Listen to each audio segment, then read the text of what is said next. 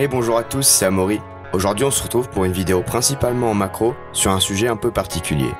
Vous l'aurez peut-être compris dans le titre, mais ma colonie a produit une génération unique. Il s'agit d'une génération d'élite, mâles et femelles, donc il y a des princesses et des princes.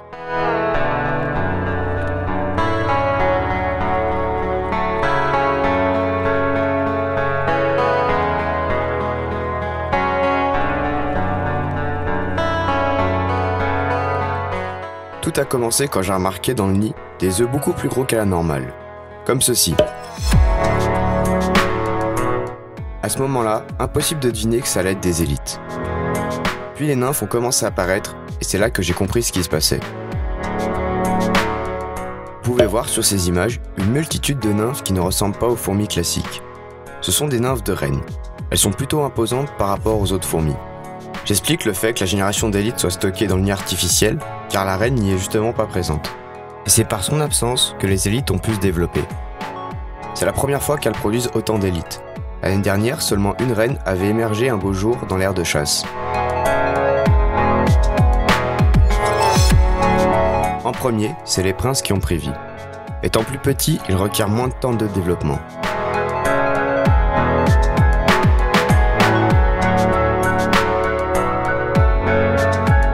Les mâles et les femelles ont un physique assez différent. Si on fait attention, on peut remarquer que la tête des princes n'a rien à voir avec celle des autres fourmis. Ils ressemblent plus à des moustiques sans la trompe.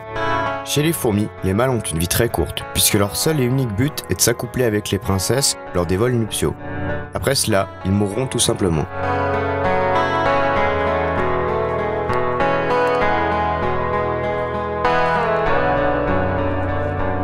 Mais revenons aux princesses. Regardez la différence de taille entre cette ouvrière et la nymphe. Les nymphes sont la plupart du temps transportées par des majors qui arrivent un peu à rivaliser en taille.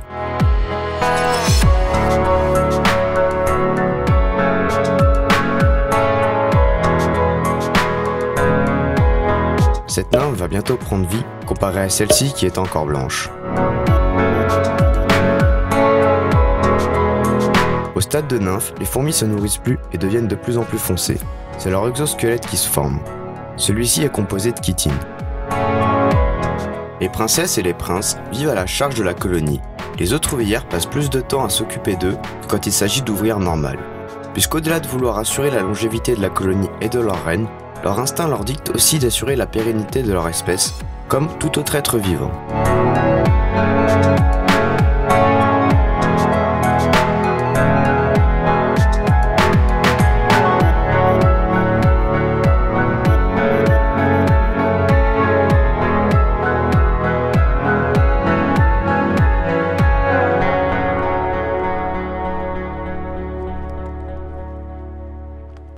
J'en profite comme d'habitude pour vous rappeler que si vous aimez ces vidéos, n'hésitez pas à vous abonner et à laisser un petit pouce, c'est grandement apprécié.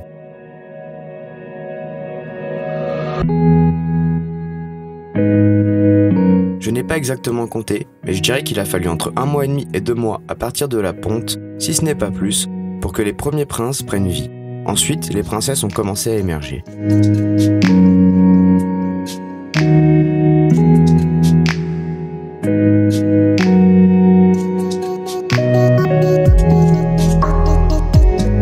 Elles sont magnifiques, je trouve, par leur taille et leur forme. Malheureusement, certaines sont nées atrophiées des ailes, dans le meilleur des cas. D'autres étaient complètement tordues et non viables. Pour vous dire, une n'avait que la moitié de son corps. Je pense que très peu d'élites sont arrivées à pleine maturité comparé à leur nombre de départ. Comme cette princesse qui n'a pas d'ailes. Enfin, elle a juste le début, comme si elles avaient été découpées.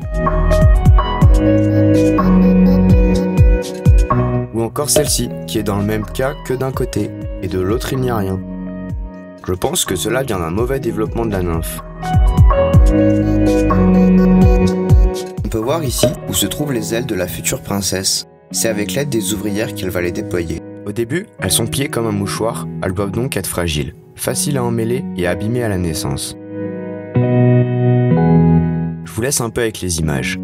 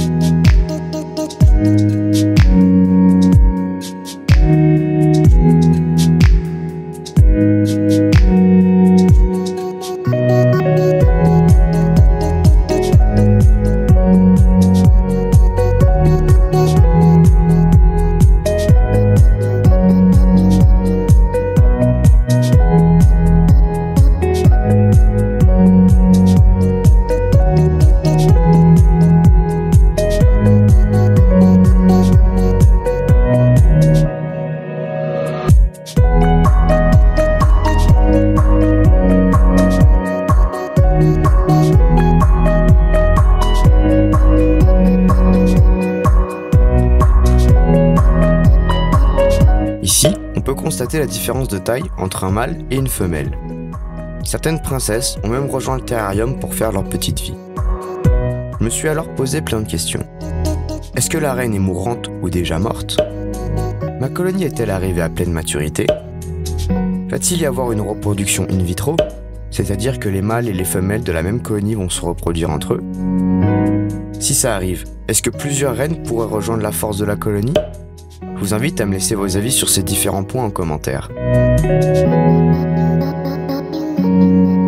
Mais on arrive à la fin, alors je vous dis merci d'avoir regardé jusqu'au bout et à mardi prochain pour une nouvelle vidéo.